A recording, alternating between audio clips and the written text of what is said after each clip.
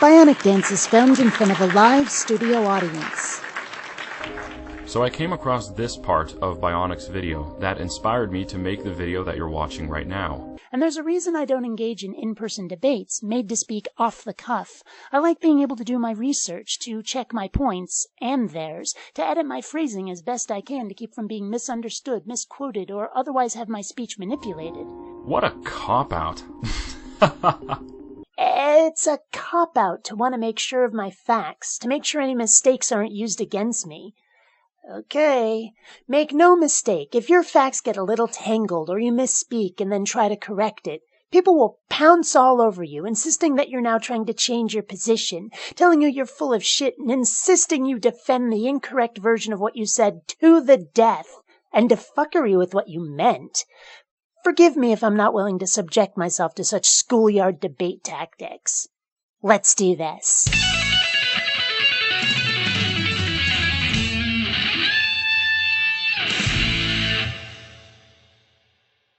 Greetings, fellow space travelers, BionicDance here. I thought I was, if not done, at least taking a break from this chowderhead. But apparently he felt the need for a little YouTube drama, and I figured, oh, what the hell, let's take this bait.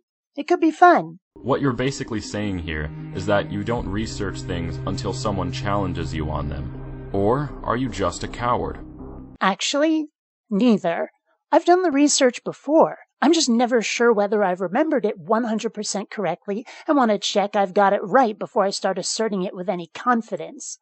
Also, funny story, I've got what's known as a cavernous malformation in my left mesial temporal lobe. To put it simply, there's a hole in one of the language centers of my brain.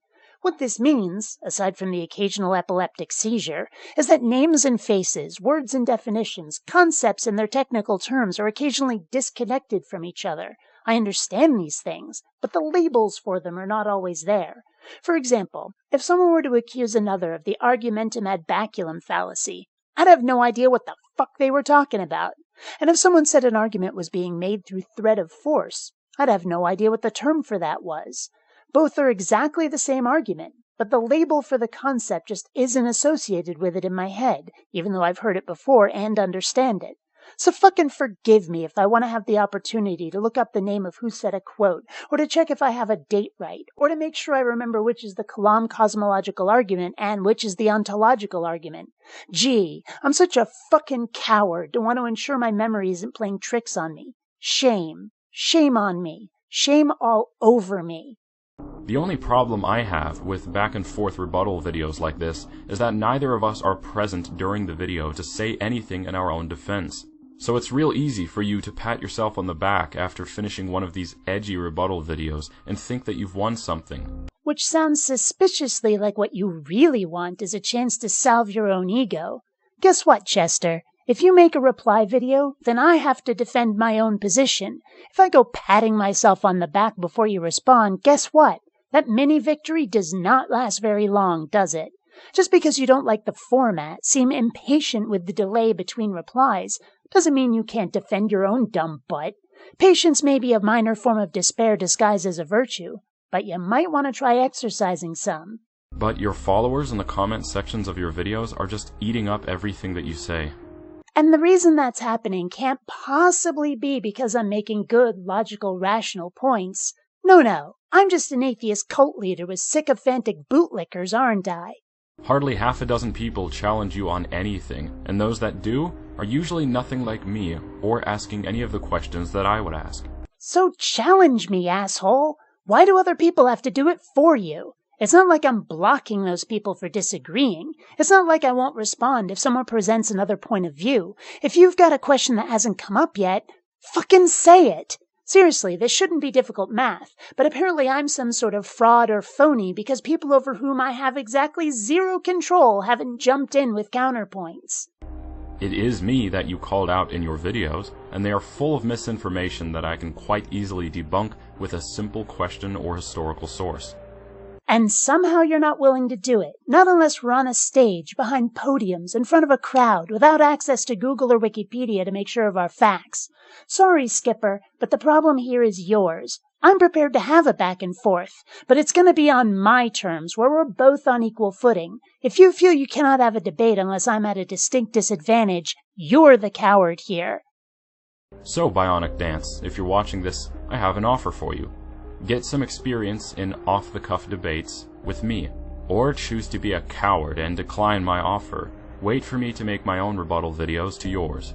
So I'm a coward if I don't have a rapid-fire back and forth. I'm a coward if I can check facts. I'm a coward if I wait for your rebuttal videos, which, incidentally, is one of the more than accepted formats YouTube debates have taken since, 2008 or so, back when YouTube actually had a video response feature. Gee, I guess a rather large swath of YouTube is just full of cowards then, I guess.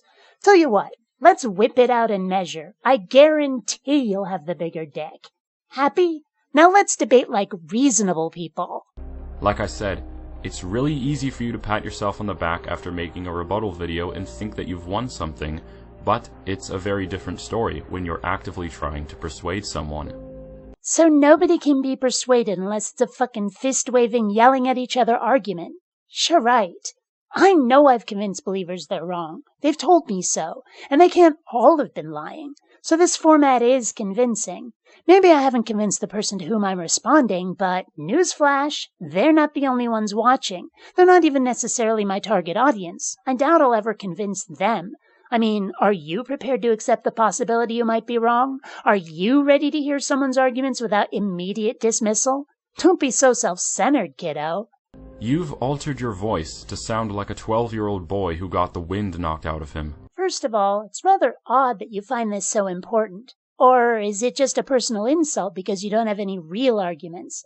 Second, this is my actual voice, and I'm a 41-year-old lesbian. The only alterations I do when I record is to remove microphone hiss and maximize the volume. Otherwise, what you hear is what you get. But hey, crack on, Spanky. If this is what gets you through the day, then gimme both barrels. And your idol, Richard Dawkins? My idol is Wedge Antilles. I just lent Richard Dawkins a microphone stand once, and that intro was his thank you. Is the same guy who called for Christians to be publicly mocked and ridiculed. Did he? When was that? Oh, wait, I forgot. We're not allowed to check our facts, are we? Funny thing, you might want to check the context. He was specifically talking about when Catholics claim communion wafers actually turn into Jesus flesh after being eaten. Which is completely fucking loopy. And kind of gross, actually. It's ritualized cannibalism. I'm gonna mock them, too. And they've earned it. Here's an idea. Let's have somebody chow down on a wafer, then have them wharf it up and test it. Is it really flesh? Or does it only stay meaty when you can't see it? Changes back into a cracker if it leaves the stomach? Come on. Put your, money where your mouth is, so to speak. So what kind of atheist are you? With your actual voice, let's chat about that. Skype or Discord. It can be a public conversation for our channels, or it can be private. Your choice. Sorry, kiddo. YouTube videos are nothing. Your choice. But you know, watching your videos, you made it sound as though Christians are on trial for something. Let me make this clear. No Christian has to answer for their faith to anyone. They do if they use their faith as an excuse to be royal dicks to other people. They claim that their God has issued certain commands which must be obeyed by everybody, and if they're not going to comply willingly, then the law must be altered to force obedience. Between LGBT rights, reproductive freedom, forcing religion into the classroom, even wars, and a whole host of other things, Christians have intruded unwelcome into just about everybody else's life. And if you're gonna pull shit like that, you're damn right you're on trial. And if you don't like it, if you think this mischaracterizes how you practice religion, then go find those fundy extremists and tell them to quit giving the rest of you a bad name. This is a free country where people can believe whatever they want. But if you desire debate, then it cannot be like an interrogation, where you drill us with questions and we don't get to ask any of our own. A debate involves both sides asking questions and trying to persuade the other person towards another idea. And believe me, I have many questions for you. On what fucking planet do you think you don't get to ask your own questions? I've got a comment section. You've got a YouTube channel. What, does it somehow not count if it's not done in real time? Bullshit. If you've got questions, ask.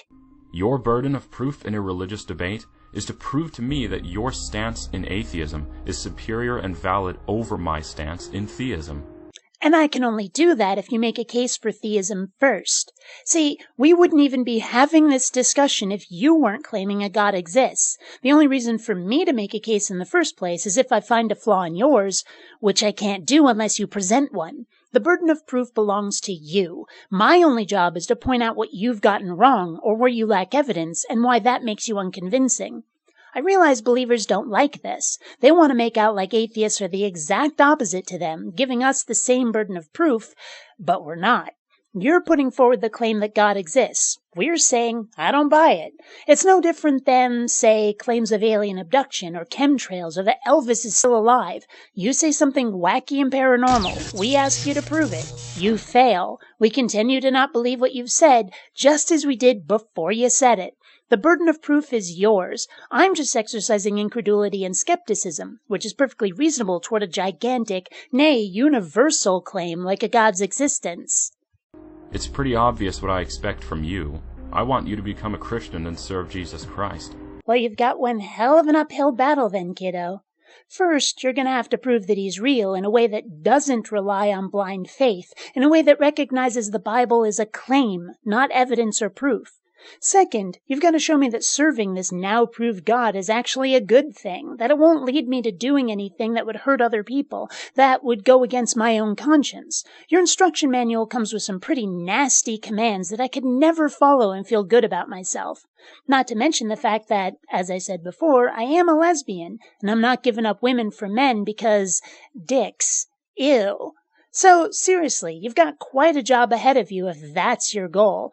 One thing theists never seem to understand is that what convinced them is probably not going to convince me, and they refuse to switch tactics. They don't say, okay, I'll meet your standards for proof. They tell me to change those standards. And that is a losing strategy. What isn't so obvious is what you want from me. You want me to become an atheist? Well, it'd be nice, but I don't actually want something from you. You are just someone making a claim with which I take issue, and I'm arguing it for a much wider audience than just you. The main reason I do this at all is in self-defense. That's why I described the quite horrible things done in the name of religion earlier in this video. And it seems to me that the best way to do it is to show that religion is baseless, thus forcing religionoids to confront the fact that the atrocities they do in God's name are actually their own ideas, cannot be justified as a religious command they must obey, to make them confront their own conscience. That is why I do what I do, why I argue religion. My subscribers are probably sick of hearing me say it, but here it is again. The very instant the Godbotherers learn to share and play nicely with the other kids is when my YouTube channel goes back to its original intended purpose, showing off my animation work. Or perhaps you just want to educate me on something. Then accept my offer. No, you accept mine. We won't accomplish the same goal doing it your way. My arguments simply won't be as good in a live debate format because, as I said, I've got those memory issues, and I like being able to take my time, check my facts, and script out what I'm going to say in order to best convey my message. So either do video responses or go away. Besides, given how you decide to represent me at the end of your video, I'm not sure I trust you anyway. Until next time, fellow space travelers, this is BionicDance saying don't run on automatic. Instead, please think.